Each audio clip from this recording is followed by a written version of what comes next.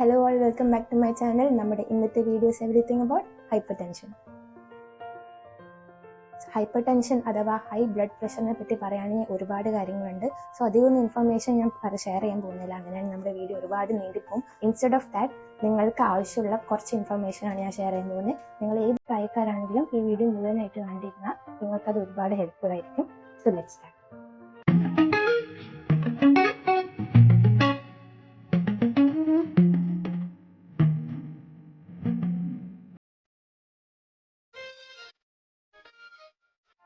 ഇപ്പോൾ ബ്ലഡ് പ്രഷറിനെ പറ്റി പറയുകയാണെങ്കിൽ നമ്മുടെ ബ്ലഡ് വെസൽസ്, അതായത് ആർട്ടറീസ്, വെയിൻസ്, അതിലൂടെ ബ്ലഡ് പോകുമ്പോൾ ആ ബ്ലഡ് നമ്മുടെ വെസൽസുമേ ഒരു പ്രഷർ അപ്ലൈ ചെയ്യും. അതിനാണ് ഈ ബ്ലഡ് പ്രഷർ എന്ന് പറയുന്നത് ബേസിക്കലി.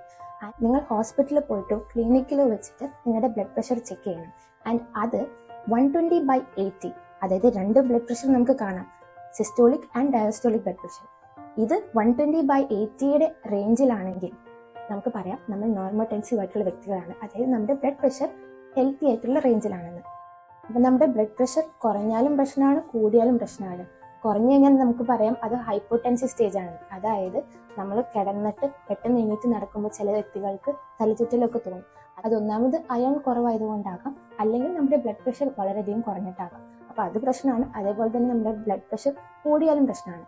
അത് എത്ര പോകുമ്പോൾ 130/90 വരെ പോകുമ്പോൾ നമുക്ക് പിന്നെയും ഓക്കെ ആണെന്ന് പറയാം. അതൊരു പ്രീ ഹൈപ്പർടെൻസീവ്, അതായത് നിങ്ങൾ നിങ്ങളുടെ ഡയറ്റും എക്സസൈസും ഒക്കെ ചെയ്ത് കൺട്രോൾ ചെയ്യാൻ ശ്രമിച്ചു കഴിഞ്ഞാൽ നിങ്ങൾക്ക് അത് ഹൈപ്പർടെൻസീവ് സ്റ്റേജിലേക്ക് കടക്കാതെ നിങ്ങളുടെ ബോഡി ഹെൽത്തി ആക്കി കൊണ്ടുപോകാനായിട്ട് നിങ്ങൾക്ക് പറ്റും.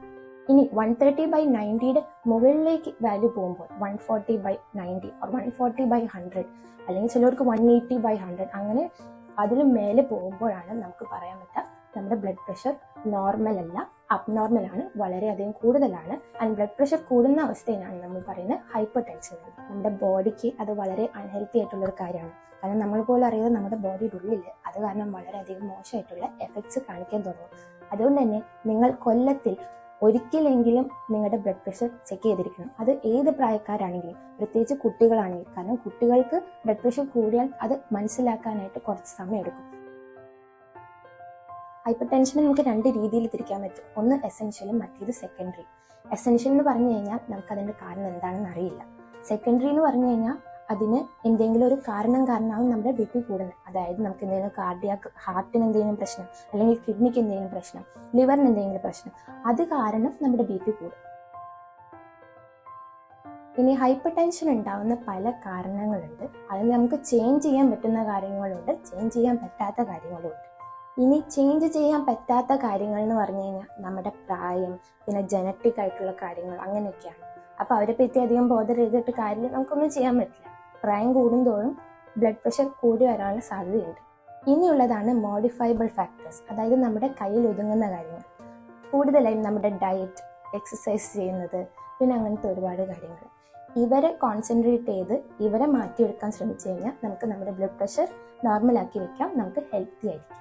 സോ മോഡിഫയബിൾ കാര്യങ്ങളിൽ തന്നെ ഫസ്റ്റ് ഉള്ളത് ഡയറ്റാണ്. Healthy diet. സ്മോക്കിങ്ങോ അങ്ങനത്തെ മോശമായ എന്തെങ്കിലും ഹാബിറ്റ്സ് ഉണ്ടെങ്കിൽ അതൊക്കെ ഒഴിവാക്കുക. ഇങ്ങനെ ഹെൽത്തി ആയിട്ടുള്ള ഡയറ്റ് ഫോളോ ചെയ്ത് കഴിഞ്ഞാൽ ആ ഒരു ഫാക്ടർ നമുക്ക് കൺട്രോൾ ചെയ്യാൻ പറ്റും. പിന്നെ അടുത്ത ഫാക്ടറാണ് എക്സസൈസ്.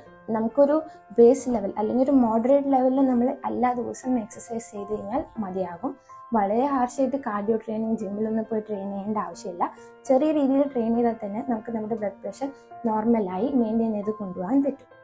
ഇനി അടുത്ത വളരെ ഇമ്പോർട്ടൻ്റ് ആയിട്ടുള്ള ഒരു ഫാക്ടറാണ് സ്ട്രെസ്. സ്ട്രെസ് കൂടിക്കഴിഞ്ഞാൽ നമ്മുടെ ബ്ലഡ് പ്രഷർ കൂടും. അതുകൊണ്ട് തന്നെ നമ്മൾ ഒരു മെഡിറ്റേഷൻ, യോഗ പോലത്തെ മെഡിറ്റേഷനോ അങ്ങനെ എന്തെങ്കിലും ഒന്ന് ചെയ്ത് നമ്മുടെ സ്ട്രെസ്സൊക്കെ ഒന്ന് കുറച്ച് നമ്മളൊരു പീസ്ഫുൾ ആയിട്ടുള്ളൊരു ജീവിതം നയിക്കാൻ നോക്കിക്കഴിഞ്ഞാൽ തന്നെ നമ്മുടെ ബ്ലഡ് പ്രഷർ മെയിൻറ്റെയിൻ ചെയ്ത് കൊണ്ടുപോകാൻ നമുക്ക് പറ്റും.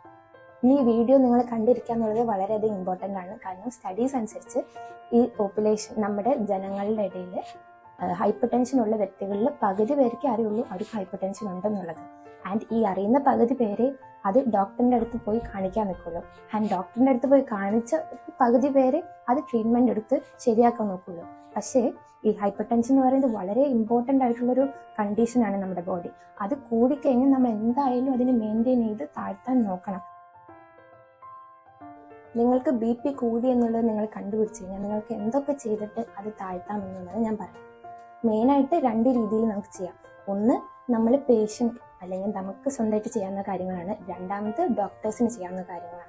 ഡോക്ടേഴ്സ് അപ്പം നമുക്ക് വളരെയധികം ബി പി കൂടിയിരിക്കുന്ന അവസ്ഥയിൽ നമുക്ക് മെഡിസിൻസ് പ്രിസ്ക്രൈബ് ചെയ്യും, അല്ലെങ്കിൽ മറ്റെന്തെങ്കിലുമൊക്കെ ഒരു ഇൻ്റർവെൻഷൻ നമ്മളോട് പറയും.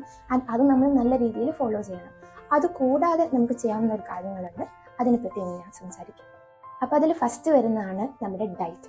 ഹെൽത്തി ആയിട്ടുള്ള ഡയറ്റ് ഫോളോ ചെയ്യാൻ നമ്മൾ ശ്രമിക്കണം. അതിനാദ്യമായിട്ട് നമ്മൾ ചെയ്യേണ്ടത് നമ്മുടെ കാലറി ഇൻടേക്ക് കുറയ്ക്കുക എന്നുള്ളതാണ്. കാലറി നമുക്ക് കാൽക്കുലേറ്റ് ചെയ്യാനായിട്ട് ഇപ്പം നമുക്ക് വെബ്സൈറ്റ് കാര്യങ്ങളൊക്കെ ഉണ്ട്. അപ്പോൾ എന്ത് ഫുഡാണെങ്കിലും നിങ്ങൾ കഴിക്കുന്നതിന് മുമ്പ് അതിൻ്റെ കാലറി കാൽക്കുലേറ്റ് ചെയ്ത് ദിവസത്തിൽ നിങ്ങൾക്ക് റെക്കമെൻഡഡ് ആയിട്ടുള്ള കാലറി ഇൻടേക്ക് എത്രയാണോ അത്രയും കഴിക്കുക. അതിൽ കൂടുതൽ കഴിക്കാൻ ശ്രമിക്കരുത്. പ്രത്യേകിച്ച് ഒബീസിറ്റി ഉള്ള ആൾക്കാർ, BMI 25 മുകളിലുള്ള വ്യക്തികളാണെങ്കിൽ എന്തായാലും നിങ്ങളുടെ വെയിറ്റ് കുറയ്ക്കാനായിട്ട് ശ്രമിക്കണം. എന്നാൽ മാത്രമേ നിങ്ങൾക്ക് ബ്ലഡ് പ്രഷർ കൺട്രോൾ ചെയ്യാൻ പറ്റുള്ളൂ. അടുത്തൊരു കാര്യമാണ് സോൾട്ട് ഇൻടേക്ക്. നിങ്ങൾ ദിവസത്തിൽ 5 ഗ്രാം സോൾട്ടിൽ കൂടുതൽ കഴിക്കാൻ പാടില്ല. അതേപോലെ തന്നെ ഫാറ്റ് കണ്ടെയ്നിങ് ഫുഡാണെങ്കിൽ അതും നിങ്ങൾ കുറയ്ക്കാൻ ശ്രമിക്കണം. പിന്നെ ആൽക്കഹോൾ യൂസ് ചെയ്യുന്നവരാണെങ്കിൽ, സ്മോക്ക് ചെയ്യുന്നവരാണെങ്കിൽ ഈ 2 ശീലവും ഇമ്മീഡിയറ്റ്ലി നിങ്ങൾ നിർത്തണം. അല്ലെങ്കിൽ നിങ്ങൾക്ക് ഒരിക്കലും നിങ്ങളുടെ ബ്ലഡ് പ്രഷർ പിന്നീട് നോർമലാക്കാൻ കഴിയില്ല. ഞാൻ നേരത്തെ പറഞ്ഞ പോലെ സ്ട്രെസ് എന്ന് പറയുന്നത് വളരെ ഇമ്പോർട്ടൻ്റ് ആയിട്ടുള്ള ഒരു ഫാക്ടറാണ്. അതുകൊണ്ട് തന്നെ നിങ്ങൾ ദിവസം ഒരു 10 മിനിറ്റ് മിനിമം നിങ്ങൾ മെഡിറ്റേറ്റ് ചെയ്യാൻ സ്റ്റാർട്ട് ചെയ്യണം. അപ്പോഴും നിങ്ങൾക്ക് നിങ്ങളുടെ BP നല്ല രീതിയിൽ കൺട്രോൾ ചെയ്യാൻ പറ്റും. അതിനായിട്ട് നിങ്ങൾ ഏറ്റവും കൂടുതൽ ഹെൽപ്പ് ചെയ്യുന്നതാണ് യോഗ. യോഗ സ്ഥിരമായിട്ട് ചെയ്യുന്നത് വളരെ നല്ലതാണെന്നുള്ളത് തെളിയിക്കപ്പെട്ടിട്ടുള്ള കാര്യമാണ്. നിങ്ങൾ മെഡിറ്റേറ്റ് ചെയ്യുമ്പോൾ മെയിൻലി നിങ്ങൾ യോഗയിൽ ചെയ്യുന്നത് നിങ്ങളുടെ ബ്രീത്തിങ് റെഗുലേറ്റ് ചെയ്യുക, നിങ്ങളുടെ ഹാർട്ട് റേറ്റ് റെഗുലേറ്റ് ചെയ്യുക. ഇതെല്ലാം മെയിൻറ്റെയിൻ ചെയ്ത് കൊണ്ടുവരുമ്പോൾ തന്നെ നിങ്ങൾക്ക് നിങ്ങളുടെ ബ്ലഡ് പ്രഷർ കൺട്രോൾ ചെയ്യാൻ, മെയിൻറ്റെയിൻ ചെയ്യാൻ ഒരു ബേസ് ലെവൽ, അതായത് ഞാൻ നേരത്തെ പറഞ്ഞ പോലെ 120/80 ആ ഒരു ലെവലിലേക്ക് എത്തിക്കാനായിട്ട് നിങ്ങൾക്ക് പറ്റും. അതായത് നിങ്ങളുടെ BP കുറവാണെങ്കിലും നിങ്ങളുടെ BP കൂടുതലാണെങ്കിലും ആ ഒരു നോർമൽ റേഞ്ചിലേക്ക് എത്തിക്കാൻ നിങ്ങൾക്ക് പറ്റും. സോ നിങ്ങൾ ആദ്യം നിങ്ങളുടെ ഡയറ്റ് ശ്രദ്ധിക്കണം, പിന്നീട് നിങ്ങൾ യോഗ ചെയ്തു തുടങ്ങണം. ഈ 2 കാര്യങ്ങളും നിങ്ങൾ നിങ്ങളുടെ ജീവിതം മുഴുവനും നല്ല രീതിയിൽ കൊണ്ടുപോവുകയാണെങ്കിൽ തന്നെ നിങ്ങളുടെ ബ്ലഡ് പ്രഷർ കൂടാനുള്ള സാധ്യത വളരെയധികം കുറയും. ആൻഡ് നിങ്ങൾക്കൊരിക്കലും ഈ ഒരു കാര്യത്തിന് വേണ്ടി ഡോക്ടറിനെ അപ്രോച്ച് ചെയ്യേണ്ട ആവശ്യം വരില്ല.